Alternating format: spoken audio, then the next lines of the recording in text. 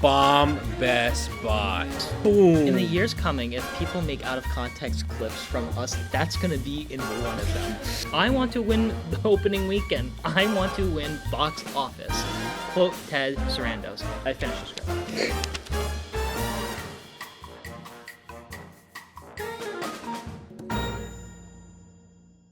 Ahoy! Welcome back to the Film Log. We are in a basement right now. Whose basement? An undisclosed location. Yup. That we cannot tell you. Yes, this is actually all a green screen. Yes, we are actually in the Himalayas right now. Yup. Streaming. Nepal. Welcome back to another episode of the Film Log. I'm here with Miguel Madera, aka Time Collective. Half of Time Collective. Shout out Dom. Shout out Dominic.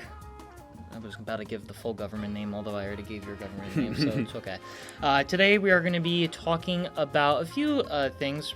I want to talk about Netflix because there's new news about the Netflix acquisition from Warner Bros. I want to talk about AI in film, especially what Ben Affleck recently said.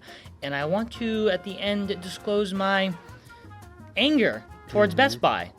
No, not because of physical media. No, something more stupid. But that's the rundown. But today we're going to be talking about Netflix. Woohoo! So, again, if you don't know what's been happening with Netflix and Warner Bros., Netflix has finally acquired Warner Bros. After Paramount's 8 bids. Co-bids, or how would you say that? Just bids. Yeah. Paramount just kept going and trying to get bids, and it did not work. 8 of them, and they even tried to say all cash. It did not work at all. They even said we'll give the theatrical runs to movies for longer. You know, Paramount, no means no. No means no, and I mean, I can't say that. Do you know what I was going to say? I think so. Okay, well, we are going to be talking about the fact that Ted Sarandos, apologies, Ted. Ted Sarandos said that he is going to be doing 45 days. He fucking listened. He listened. Verity came out and said that Netflix to keep Warner Bros. Movies in theaters for 45-day window. I want to win the box office. He saw the Avatar box office and said, fuck, I want that. $1.3 billion.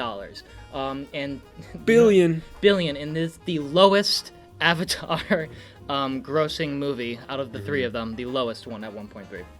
So basically, the co-CEO, Ted, says he reiterated in an interview posted to the New York Times talking about specifically that he would keep 45-day window theatrical runs. Now, last video we talked about he wanted to do 17 days, and I said it, he said it, we think that's ridiculous. This is a win for moviegoers, you know? This is a very big win for moviegoers.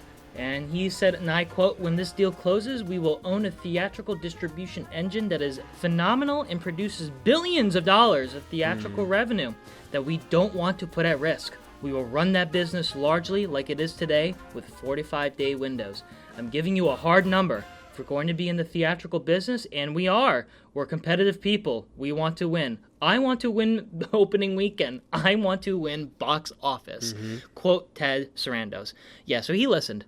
He realized that he would lose billions of dollars. Amounts of money. Billions of dollars. 45-day theatrical window is fine by me. It is not 17 days. It's not 2 weeks. It's not 3 weeks. It's almost 5 weeks. A month and a half. 5-6 weeks. So perfect, I think. Obviously, should it be longer? I mean, it depends on how you see it, but I think 45 days is a start. It's better than where we were before with 17 days, because I don't even know how that would go well with Dune 3 coming out in December. You'd only have, just over 2 weeks to go watch a movie? Yep. And then Batman Part ridiculous. 2. Log into Netflix to watch Batman Part 2. So that's a good side of it. And then also with Netflix, I just want to briefly say that they're going to do all cash. They're going to do an all-cash transaction to be continued at the value of $27.75 per share, so per Warner Bros. Share. I don't know how many shares they have, but it's $82 billion. So the revised structure enhances Execution, certainly, my dyslexia, aligns with Netflix's disciplined capital allocation framework and provides clear benefits including greater value certainty and faster path to stockholder vote. I could care less about that. I'm more excited about the 45-day theatrical window. So, thankfully, Dune will be in for at least 6 weeks, and so will The Batman, and so will every other Warner Bros. Movie coming out in the future. I do want to talk about that. Did you know that Paramount tried to put in a lawsuit against Netflix? For what? Because they said that Netflix's buyout for Warner Bros. Was illegal. Even though, I'm sorry, Paramount, 8 times you tried to do the exact same thing. It wasn't. No means no. No means no. No means no. No means no. So that's big in the Netflix world, in the movie world. And speaking of the movie world, Ben Affleck and Matt Damon came out today. Goated. No, they came out today. Gay. Goated. Goated. So they're doing press for their new movie, The Rip, on Netflix. Of course, not a Netflix movie. And I was watching his interview, and it's with Joe Rogan, actually. And the interview actually went different than I thought. And Ben Affleck especially talks about the AI, and especially today's film world. So I'm going to pull it up for us to watch, and then I'll play it as well. So I'll pull it up on TikTok. For example, if you try to get ChatGPT or Claude or Gemini to write you something, it's really shitty. And it's shitty because by its nature, it goes to the mean, to the average. And it's not reliable. And I just can't even stand to see what it writes. Now, it's a useful tool if you're a writer and you're going, what's the thing? I'm trying to set something up, or somebody sends someone a letter, but it's delayed 2 days and it can give you some examples of that. I actually don't think it's very likely that it's going to be able to write anything meaningful, and in particular, that it's going to be making movies like from whole cloth, like Tilly Norwood. Like, that's bullshit. I don't think that's going to happen. I think it's not. I think it turns out the technology is not progressing in exactly the same way they sort of presented it. And really, what it is going to be a tool. Just like sort of visual effects, and yeah, it needs to have language around it. You need to protect your name and likeness. You can do that. You can watermark it. Those laws already exist. I can't sell your fucking picture for money. I can't. You can sue me, period. It kind of feels to me like the thing we were talking about earlier, where there's a lot more fear because we have this existential dread. It's going to wipe everything out. Right. But that actually runs counter, in my view, to what history seems to show, which is adoption is slow, it's incremental. I think a lot of that rhetoric comes from people who are trying to justify valuations around companies where they go, we're going to change everything. In 2 years, there's going to be no more work. Right. Well, the reason they're saying that is because they need to ascribe a valuation for investment that can warrant the CapEx spend they're going to make on these data centers, with the argument that, like, as soon as we do the next model, it's going to scale up, it can be 3 times as good. Except that actually ChatGPT-5 about 25% better than ChatGPT-4 and costs about 4 times as much in the way of electricity and data. So when they say that's like plateauing, the early AI, the line went up very steeply, and it's now sort of leveling off. I think it's because, and yes, it'll get better, but it's going to be really expensive to get better. And a lot of people were like, fuck this, we want ChatGPT-4, because it turned out like the vast majority of people who use AI are using it to as companion bots to chat with at night, and so there's no work. Oh God, it's true though. So yeah, so that's the Ben Affleck clip, and what are your thoughts on it and what he said about AI? I think he's right. AI is a bubble, not as far as we can see, but I'm hoping it's a bubble because it's ridiculous. People are losing their jobs over this stuff. Yeah. Animators, graphic design artists, photography. So, if Ben Affleck is right in that there is a plateau and all these companies are starting to I guess not back off, but are slowing down on integrating AI, then I think that's a good thing, So. Sorry, I was a little parched there. No, it's okay. I agree with him, and especially, I've talked about this a lot, and especially with AI video or AI images. I think AI images and videos are crazy good. Mm-hmm. Very good. Mm-hmm. Too good. Too good. Obviously, I think we can still tell there are moments where you can still tell it's AI because either something's weird in the background or the glare is off or something. You can tell. Or they look a little bit uneary. Yeah. But most, I would say probably like 9 times out of 10 or 8 times out of 10 AI images or videos are very good. Now, what he said, what Ben Affleck said, and I do agree with this, it is expensive.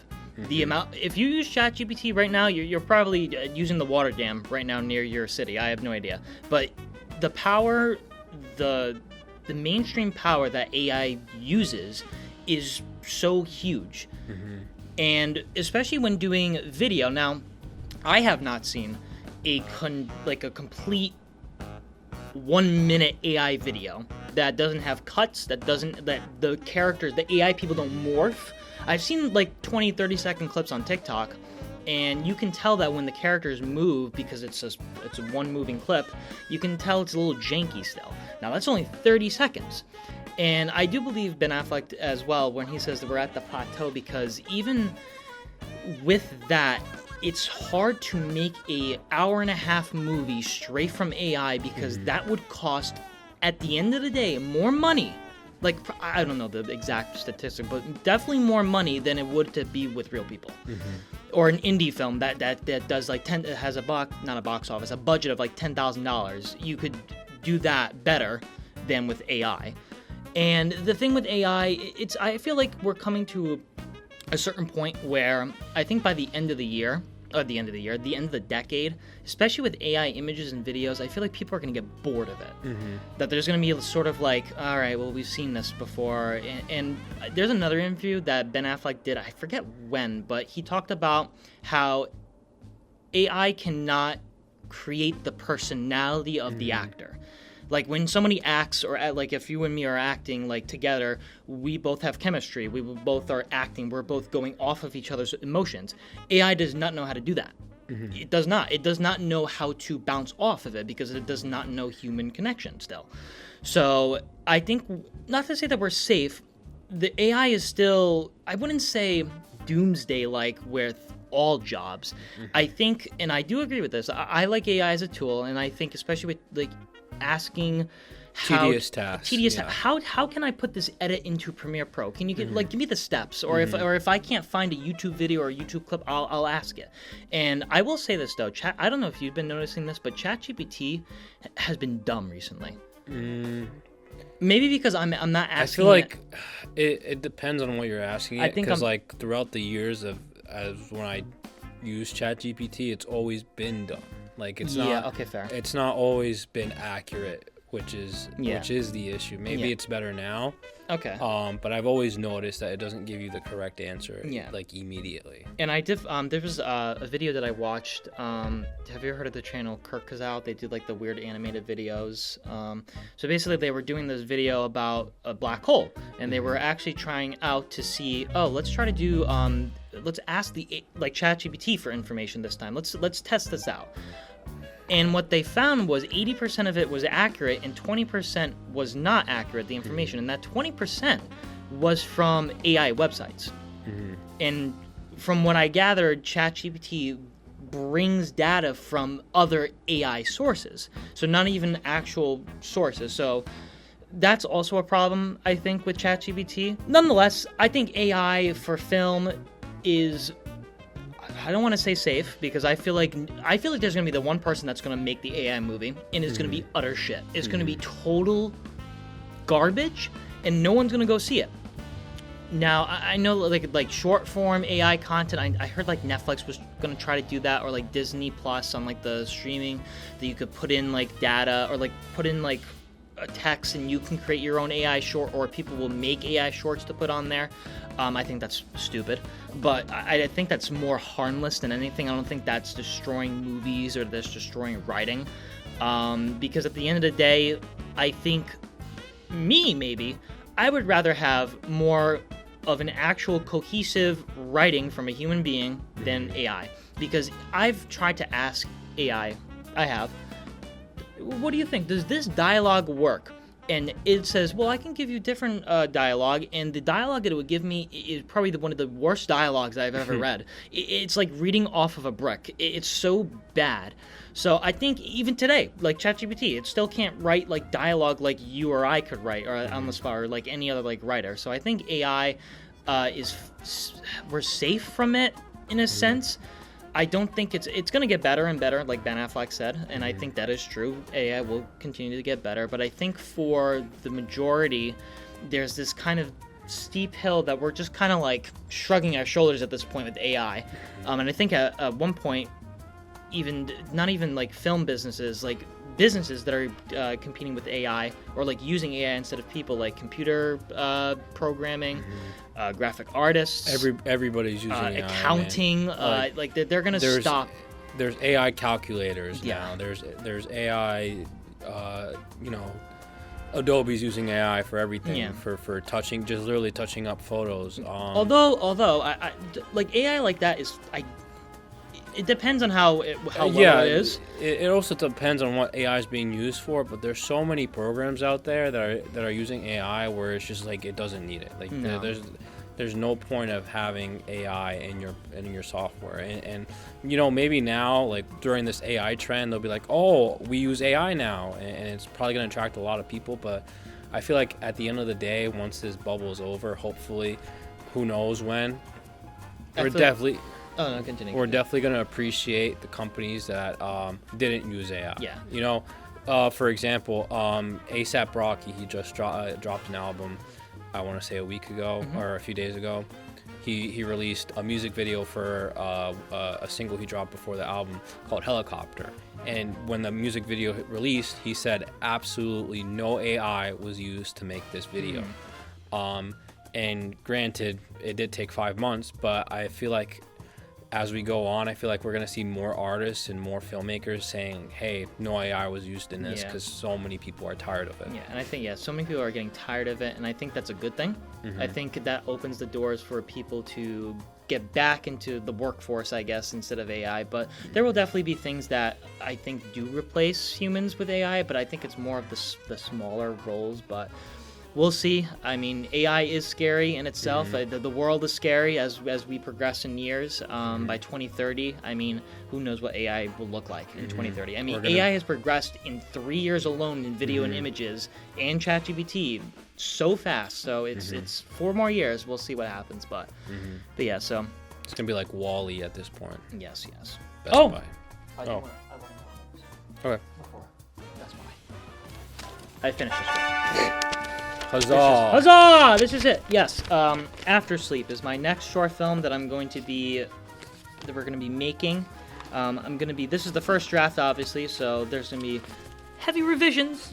But I'm excited for this one. It's another horror thriller. I just wanted to put that in there to get you guys going and letting you guys know that we will be working on that soon. And after that, I have a few scripts. Yes. Not horror though, so don't be looking for those. No, I'm liking the ideas that he's been throwing at me, especially with his, can I say, episodic series? You can. Episodic series that may or may not be awesome. You'll have to find out. But yeah, so we have definitely more projects coming up in the future. But I would love to make all these projects, and especially my own videos, if Best Buy would give me my camera back.